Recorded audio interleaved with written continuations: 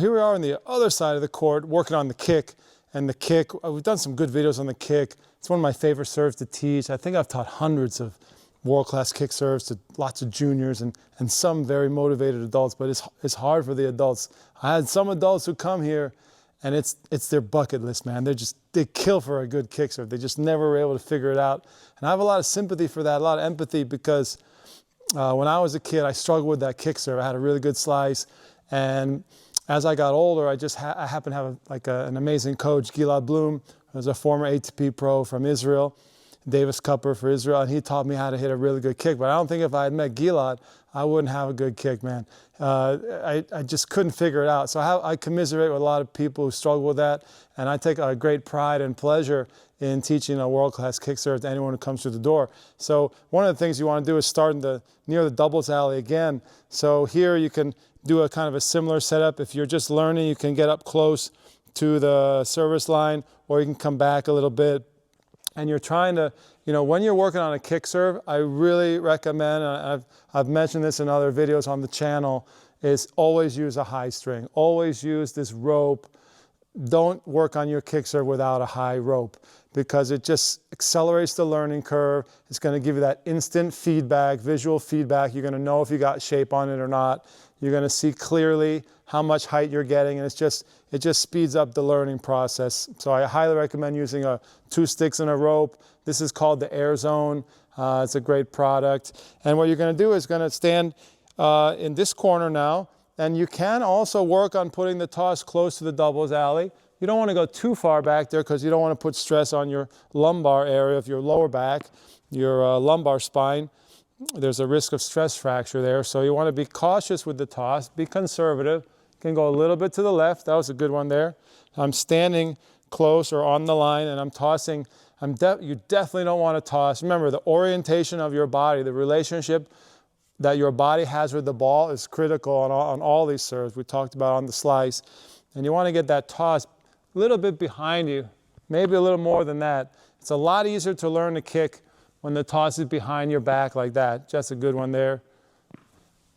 Right in that area. If you can get the toss to that 11 o'clock area, it's just much easier to work on the left to right brushing action, the 7 o'clock to 2 o'clock brushing action. And you can your arm has to be whippy. It helps to have that grip, that Eastern backhand grip that I've talked about in past videos on the channel. You want to have the grip, you want to have the whip, and you got to get this racket way down and then way up in this space. Sometimes I will take this racket and force it with my players, stretch them out, stretch out the scaps, get that good scapular upward rotation and elevation, get that mobility. I help my students feel this mobility in the scapular area and feel the mobility in the glenohumeral joint, so the shoulder, basically the shoulder girdle and the shoulder joint. You want as much range of motion, ROM, as you can back here. The more range you have back here, you're going to have a much better kick.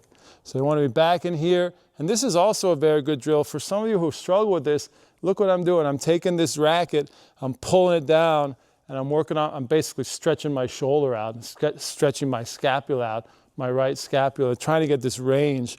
And the more range I can get here, the more I can go up and get this beautiful upward brushing movement for max spin. And notice that my body is very sideways through this motion.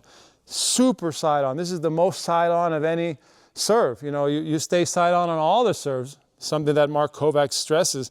But on this serve in particular, you want to be super, super sideways. So all this, you're kind of isolating what I tell my students is to isolate the shoulders here. Don't even think about opening. You're gonna open. Don't even think about that.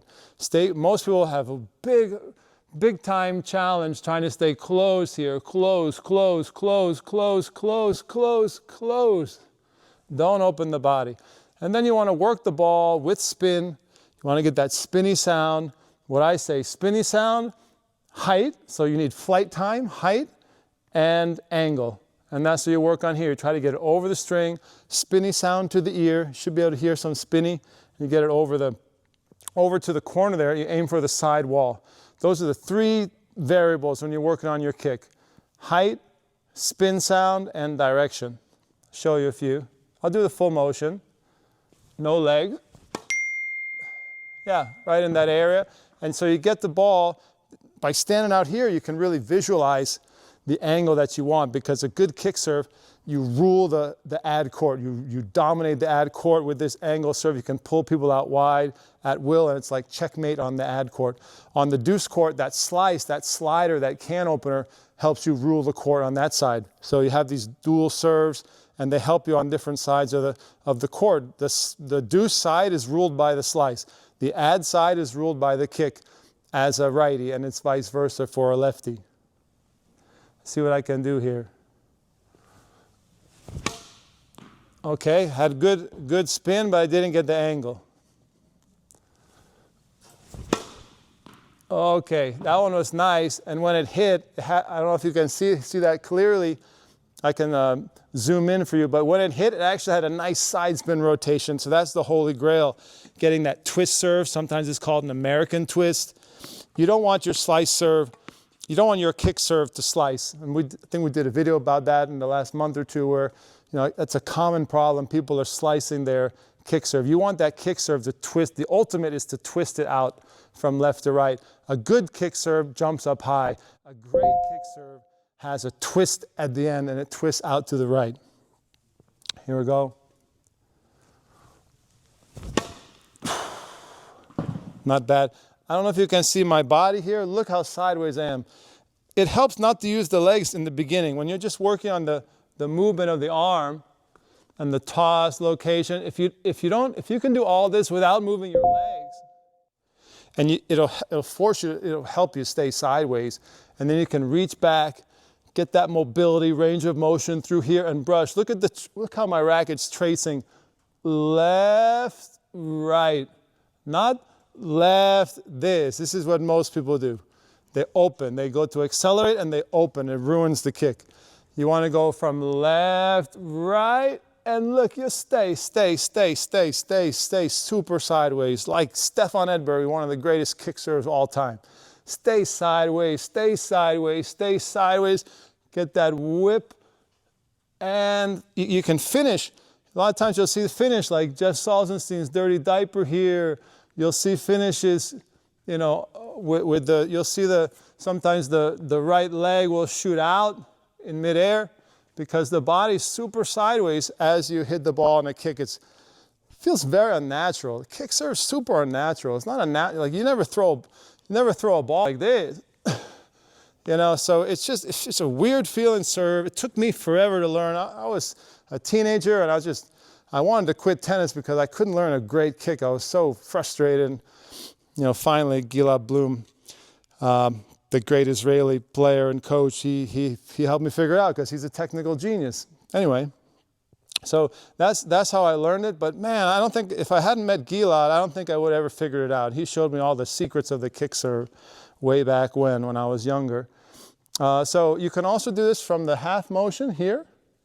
So you can toss and do half serves, kind of, or you can do like salute here, or you can do cobra, or you can do just a regular trophy position. Usually I start people in just the classic trophy position, although there's a lot of debate right now whether if you start like this, or if you start with the elbow pointing down, if that helps you get more acceleration through the cocking phase of the serve with the racket drop. I'm not sure. There's a big debate about that in biomechanics right now. It's kind of an interesting debate. But anyway, however you choose to start, you don't want to get stuck down in here.